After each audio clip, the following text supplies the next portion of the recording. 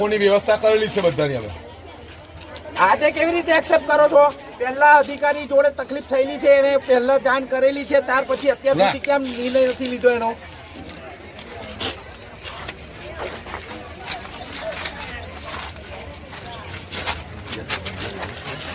બસ 3 વખત થયું. આ પહેલી વખત અધિકારીને જાણ કરેલી છે, એમ છતાં બી લામડાપુરામાં જ છે ને દારૂ પીને ધમલ કરે ચાલતું હોય યાર. સ્કૂલમાં 400-500 છોકરાઓને શિક્ષણ આપવાનું હોય કે દારૂ પીવડાવવાનો હોય? બધા છોકરાઓને પૈસા આપીને દારૂ લેવા મોકલે છે, એ કેવો માણસ કહેવાય?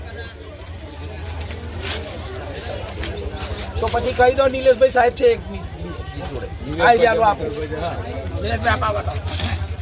કઈ બી તકલીફ થશે ને તો તમારો ડાક પડશે.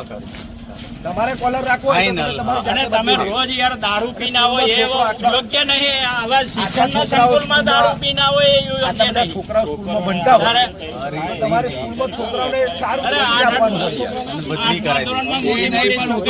હું એક જ વસ્તુ કઉ છું કે તમારથી વહીવટ ના થાય તો તમે ના કહી દો અને ના જ કરશો, કારણ કે મારે તકલીફ મારું સ્કૂલમાં જોઈએ નહીં. એમની જોડે લેખિત લઈએ કે ભાઈ સાહેબ શું નામ તમારું? શું નામ તમારું? અહીંયા લામડાપુરા સ્કૂલમાં આપ નોકરી કરો છો? ગામ લોકોની ફરિયાદ છે કે આપ દારૂ પીને કાયમ આવો છો, આપનું શું કેવું છે? અરે અત્યારે પીધેલા છો સાહેબ, તમે ના કરશો બરાબર. હમણાં નાહી ગયા હતા, કેણા લઈને પકડી લાયા છે, બાઈકો લઈને પાછળ ગયા હતા. હા સાહેબ આયા તું કરો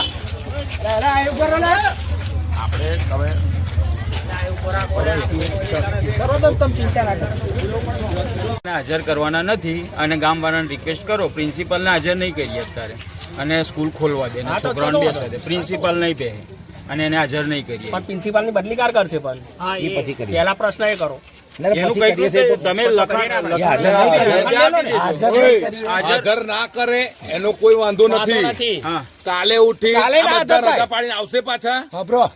હું આવીશ, હું ફ્રી છું. તો આપણે બધા ફ્રી. કાલે કઈ ફ્રી છે? લામડાપુરા ગામની પ્રાથમિક શાળામાં શિક્ષકની બદલી કરવા માટે ગામજનો બધા સમસ્ત એવું કહે છે કે થોડુંક શિક્ષણમાં પ્રોબ્લેમ આવે છે બધું, એટલે એમની બદલી કરવા માટે ગામજનો અને શિક્ષકો પણ બધા સહમત છે. તો હવે એમની બદલી થાય એના માટે અમે આજે લામડાપુરા ગામ ખાતે પ્રાથમિક શાળામાં લોક મારવામાં આવ્યું છે.